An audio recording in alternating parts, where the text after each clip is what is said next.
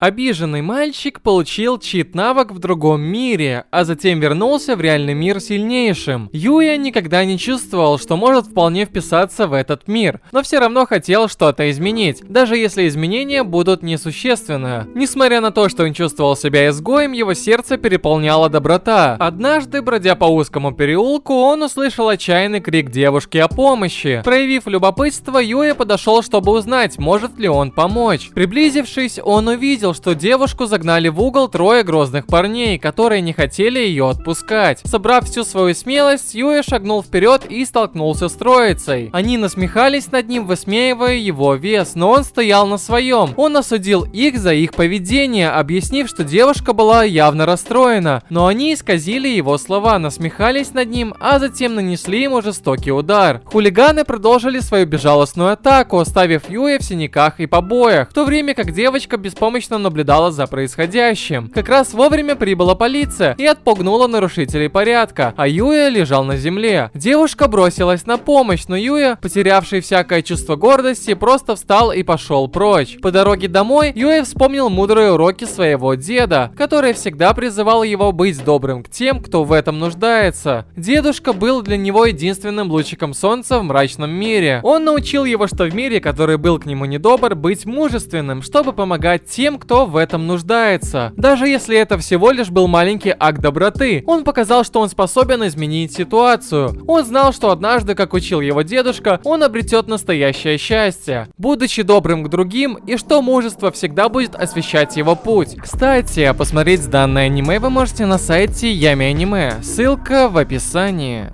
На протяжении всей своей жизни Юя терпел ужасные издевательства. В школе его одноклассники снимали с него одежду, чтобы поиздеваться над ним, называя его при этом уродливым. И если этого было недостаточно, то дома над ним также издевались родители, считая его недостойным быть их сыном, потому что у него не было такого же красивого лица, как у его братьев и сестер. Только любовь и наставления дедушки поддерживали его. Но однажды его солнечный свет превратился в мрачный дождливый день. Его дедушка умер, оставив его по-настоящему одиноким в этом мире. Зная, что случится с Юа, если он вернется в дом родителей, его дед оставил ему дом и свои сбережения. Его родители хотели забрать все это, но так как все это было приготовлено дедом, они просто отреклись от него, оставив собственного сына жить одного и вынужденного работать на полставки, чтобы выжить. На следующий день, когда Юя пришел на выпускной в школу, он столкнулся со своими обидчиками снова. Они нацарапали жестокое оскорбление на его блокноте, утверждая, что наконец-то избавились от него. Отчаявшись, Юи попытался убежать, но хулиганы догнали его и повалили на землю. Он умолял их остановиться, объясняя, что ему нужно попасть на подработку. Но хулиганы только смеялись, продолжая оскорблять и избивать. Вокруг собралась толпа студентов. Одни делали фото и видео, другие издевались и смеялись. После полуденных мучений Юи наконец-то добрался до работы, но был уволен за опоздание. Чувствуя себя подавленным, Юи вернулся домой, полагая, что у него нет способа успокоить себя. У него было так мало денег, что на ужин он мог себе позволить только лапшу быстрого приготовления. Он старался держаться и продолжал жить, но когда он смотрел на свое лицо в зеркале, он понял, что это невозможно. Он надеялся, что окончание школы все изменит, но ничего не изменилось. Переполненным гневом и отчаянием, Юи ударил свое отражение, разбив зеркало вдребезги. Не в силах сдерживать себя, он ударил по стене, и, к его удивлению, стена сдвинулась, открыв потайную дверь в скрытую комнату. Юи не был уверен, знал ли его дед об этой комнате, но он мог видеть сувениры из путешествий его деда по всему миру. Проявив любопытство, Юи обнаружил в комнате еще одну таинственную дверь. Когда он открыл ее, то обнаружил, что на вид это горная хижина. Когда он вошел внутрь, перед его глазами появилось окно статуса. Сбитый с толку, он решил, что попал в другой мир. Он вернулся в предыдущую комнату, чтобы убедиться в этом. И пока осматривал дверь, появился еще один статус окно, в котором отображался навык оценки. Затем появилось еще несколько окон, в том числе с функциями меню, конвертации денег и ограничениями на вход и перевод. Юи все еще был в замешательстве, но смог постичь основы. Последнее окно показывало его статус, и к его удивлению, все его показатели были равны одному. Прочитав больше окон, он узнал, что сможет начислять очки и использовать ящик с предметами для хранения предметов. Но самое главное, что ему нужно было узнать, где он находится, находится. Для этого он открыл окно в комнате и выглянул наружу. Осмотревшись, Юи наконец понял, что находится посреди густого леса в совершенно новом мире. Осмотрев стол, Юи заметил нечто необычное – письмо, лежащее на столе. Он попытался прочитать его, но не смог понять язык. В одно мгновение система дала ему навык, который позволил ему расшифровать незнакомый текст. В письме, написанном предыдущим владельцем дома, сообщалось, что он скончался. Как следующий человек, который обнаружит дом, Юи автоматически унаследует его вместе с тем, что было внутри. В письме также объяснялось, что дом защищен магией, которая не позволит никому проникнуть в дом, кроме его самого. С этими новыми знаниями Юи начал исследовать дом, изучая различное оружие и снаряжение, хранящееся в доме. Он взял в руки меч, который после использования навыка оценки оказался невероятно опасным. Тем не менее, его любопытство берет верх, и он выходит во двор и начинает испытывать меч. Из-за отсутствия статистики он явно терпит неудачу в своей первой попытке и в итоге падает на землю. Однако появляется новое окно, показывающее, что он получил 1 очко владения мечом. Он догадывается, что получил его так быстро, потому что пришел из другого мира, и решает посмотреть, что произойдет, попробовав нескольких других видов оружия. Он попробовал свои силы в использовании копья, косы, перчаток и даже стрельбе из лука, заработав 1 очко мастерства в каждом из них, но вскоре после овладения этими навыками они исчезли, слившись в одну способность под названием «Истинное боевое искусство». Когда Юи упаковал свое оружие в коробку с предметами, он вдруг услышал приближающие шаги. Он смотрит в его сторону и видит окровавленного огра, который мчится к нему, готовый полакомиться его кровью. К счастью, магия, защищающая дом, образовала барьер, который остановил огра от проникновения внутрь. Не успокоившись, огр продолжил яростную атаку, пытаясь прорваться сквозь барьер. Юи проверил статистику монстра, которая показывала, что он 300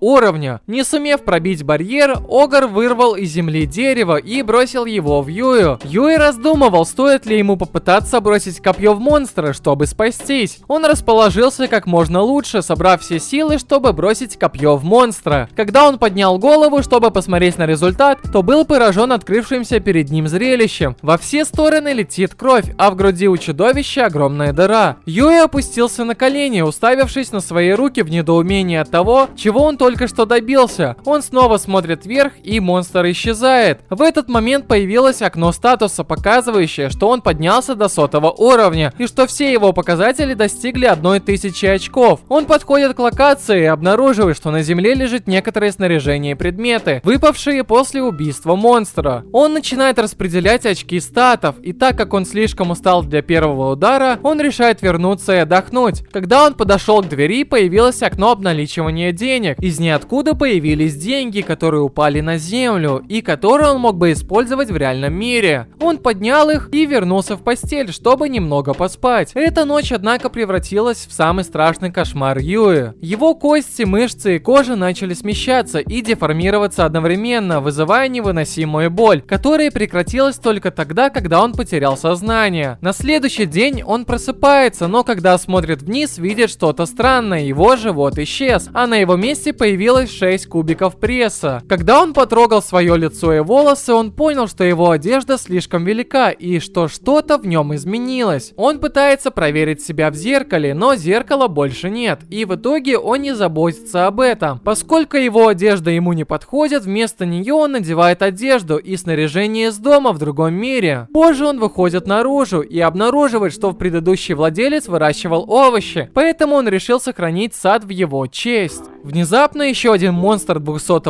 уровня начинает биться о барьер, но на этот раз Юи ведет себя спокойнее, чем в прошлый раз. Он достает свое копье и легко побеждает монстра. Он проверяет, что выпало из монстра. Есть несколько обычных предметов, но ему очень повезло в этот раз. Ему выпал редкий аксессуар, и он сразу же одевает новое ожерелье. Его уровень вырос до 150, а все показатели достигли не менее 2000 очков.